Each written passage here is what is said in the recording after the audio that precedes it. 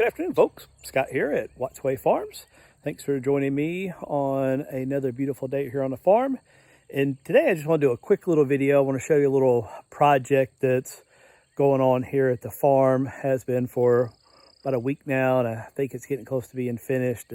I'm very much a spectator in this, but it's a cool little project I wanted to kind of document, show you a little bit of. I'm actually got a well going in here on the farm. Let me show you. Let's check it out. Okay, so here's I guess the rig setup. Now the guys that are working, this is a 3 to 4 man crew depending on the day, have knocked off for the day, and I didn't want a video while they were here. It's not like I'm a famous YouTuber or documentarian, and I just didn't want to film while they were working. But anyway, the way it kind of sets up is very interesting to me. I've watched a lot of videos and done my own research on what it takes to put a drill in, and what I've learned from watching this one go in is it's probably a very regional experience. What it takes to put in a well here in Troy, Alabama is very different than out in like the deserts of Arizona, or even just 3 or 4 hours south of me when you get down closer to the beach here in Alabama. So here on the right is the water truck. They go fill this thing up with water. They pump it out of the local river and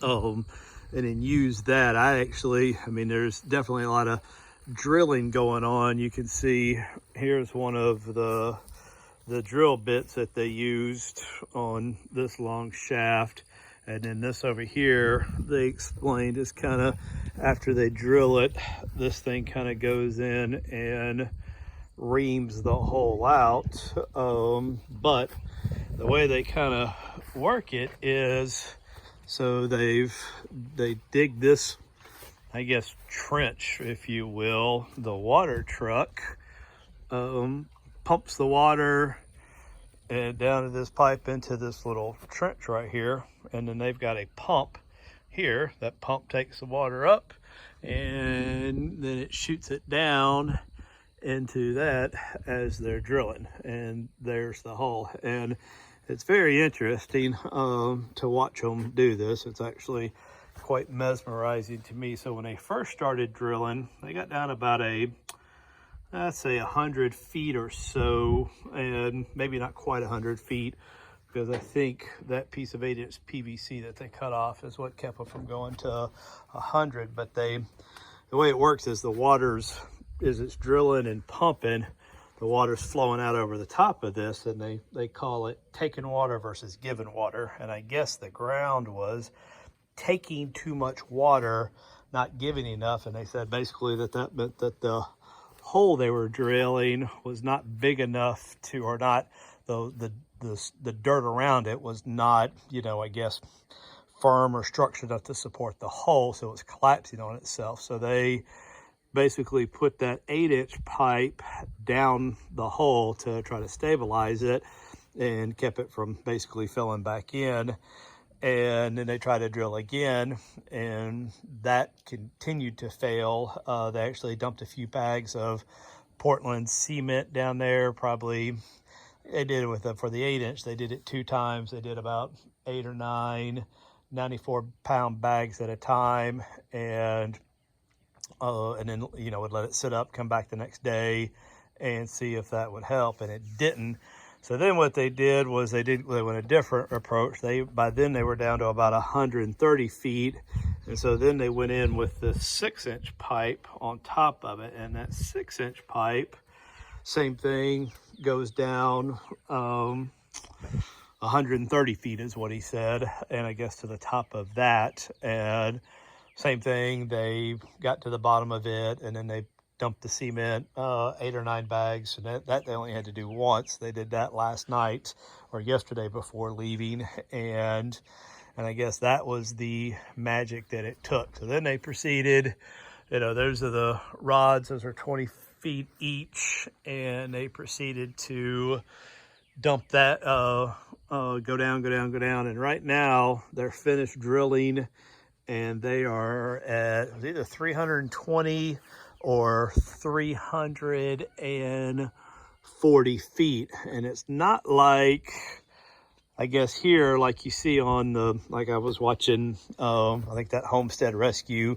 where they put in a well and you struck water and it started flowing up. Here, they're going down till they get to what they call this, the good sand. And this is where the water is going to be at. It's going to be in this good sand. He said they needed about 20 feet of this consistent good sand, and that's where my water is going to come from. They said if they went too shallow, it would be too irony and too much irony. I don't know if that's a word or not, but too much iron in it. It wouldn't taste good. If they went too deep, you know, they might get into mud or whatever else. So this is the good sand they were looking for. And they actually, I guess he has a little log that every time he put a new pipe in, they would take a sample, or one of these new drill pipes in, they would take a sample of what was coming up and record what it was. So they ended up with about 70 feet of this, what they call good sand, and that's where my water's gonna come. So then they're coming back tomorrow, and then these pipes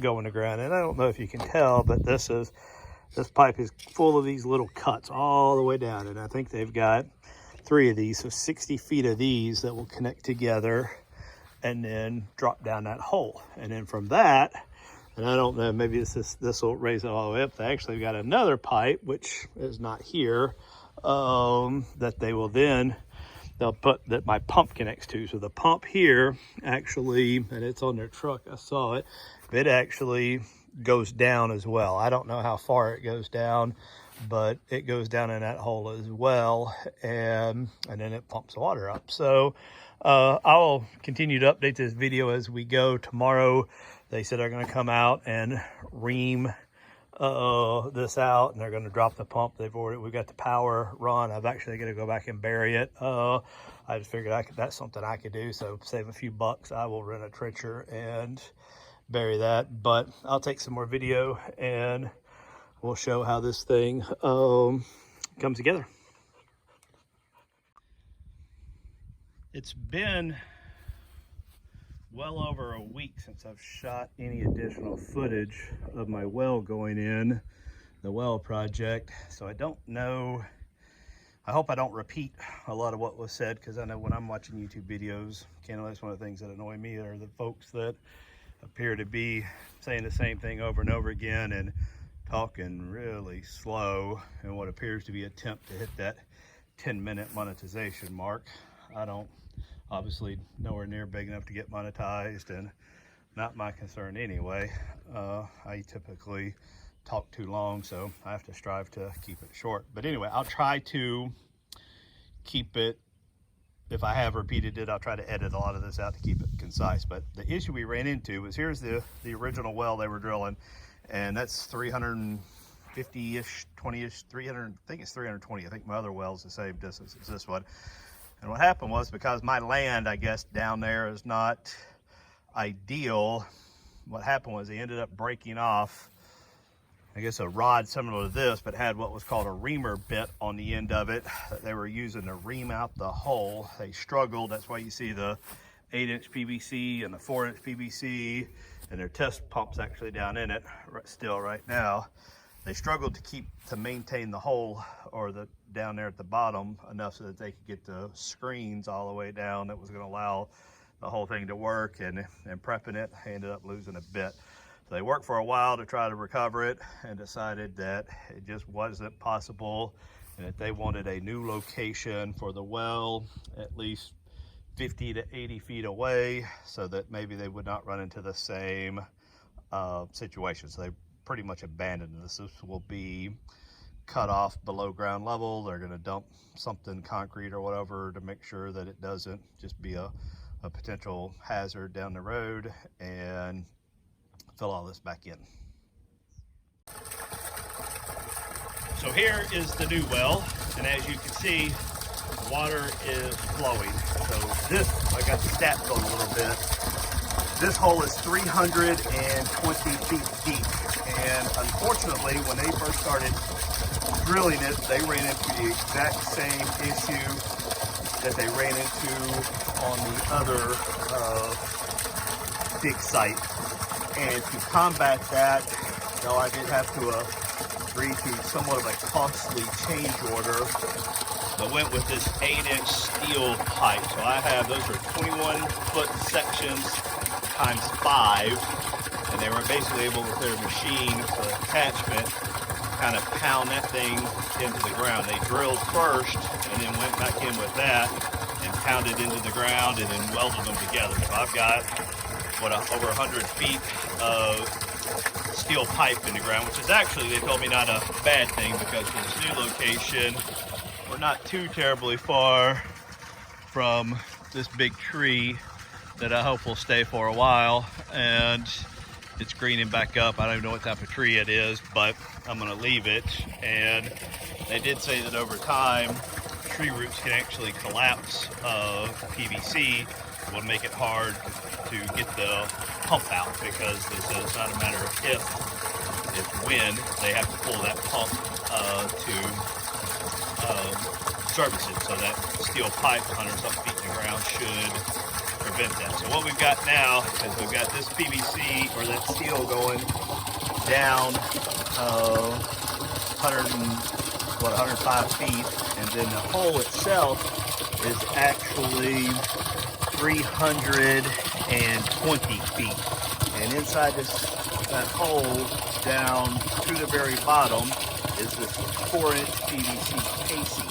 And at the 70-something feet, I forget if it's 72, 75, 70-something feet at the bottom of that 4-inch pipe is they call it screen. It's a PVC with a bunch of like little perforated edges in it. They put that down in the pipe, and then they went around the, I guess, within the hole, and that's in that PVC they went with a very fine gravel. And what that does is, I guess, that helps keep the particulate matter, filter it out before it hits the screen and pumps this up. Now the pump is not all the way at the bottom. I believe they told me the pump is 30 feet off the bottom. So the pump hanging on a 1-inch, looks like 1-inch or 2-inch probably, piece of PVC, and then this is what the result is, and that's, fairly clear water. It was, when it first came out, very muddy and gray, which they said was normal. We let it run overnight. It actually was clear enough last night before bed, and then this morning I shut it off, let it sit for a while, turned it back on, because he said that to do that because it may mud and stuff may settle back in. So I've done that. This is now the second time, so I'm about to turn it off and leave it until they come back. And if they say they're about done another day and they should be finished, they've got to basically now add the tank and then the spot where I connect for my my heaters, and put a little slab down and build a little, well house over it. And this project will be done. Thank goodness.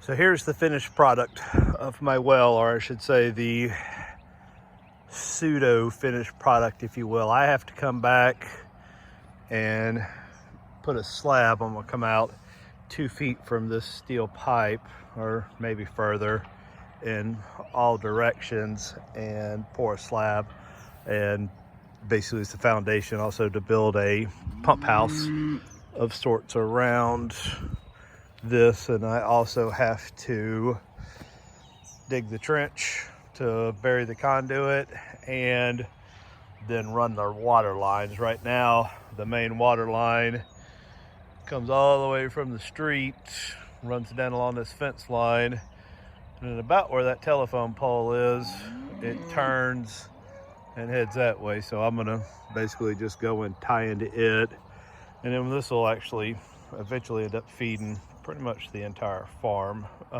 with the water troughs and whatnot. I'm gonna still have my county, meter in. I'm gonna talk to them, see what it costs to put it kind of in a dormant mode. They have a minimum monthly fee just to have it active, so I don't really want to pay that if I've got this water source, but we'll see. But anyway, a few details on this. So this steel pipe, there's 5 21-foot sections, so 105 foot of that in the ground, and that's to prevent the problems they had getting down where the hole kept refilling in. And plus they said it will help with the being so close to this tree, roots and whatnot, they have seen it collapse PVC, so that should not be an issue. And then inside of it is this 4-inch pipe. This 4-inch pipe goes all the way to the bottom of the hole, which is 320 feet deep. The bottom 75 feet or so is that perforated, they call it screen, and then around that, for that 70 feet, they packed, here's a sample of it, this gravel, which it's almost more like a sand. So this gravel, not the grass, of that's what's around it. And then basically that 320 feet, that's where they got to what they call the good sand. So here's a sample of the good sand. So this is what is in the ground, that 300 feet down, and it's a pretty fine feeling sand. It's that gray sand, they call that the good sand, and that's what they say is the aquifer that's down here, and that all the, I guess, the water from the mountains and snow and everything from up north, as it makes its way down south to where we're at, it ends up several hundred feet below ground in this aquifer. And the purpose of the way this pump works is that aquifer, which they drilled into 300 feet down, and that gray sand, the gravel will kind of filter that out. It'll fill up the bottom of that 4-inch pipe, and then I've got a 1.5 horsepower pump that is, I think they said, about 30 feet off the bottom, and it pumps it up and then fills up this tank. Now they did, and it's ready to be drained. I am going to, I guess I've got to purge it now somewhat, and before I do send it off for a water sample, just for, make sure there's no bacteria or anything, that it is safe for consumption. But what they did was I guess this little plug right here, they pull it out. That gives you access to the very bottom of the well. They dumped a gallon of bleach in there and then circulated it through till it fills up, and then I have to drain it before sending it off for testing. But we actually do have water, and that just flows from every place where I need it.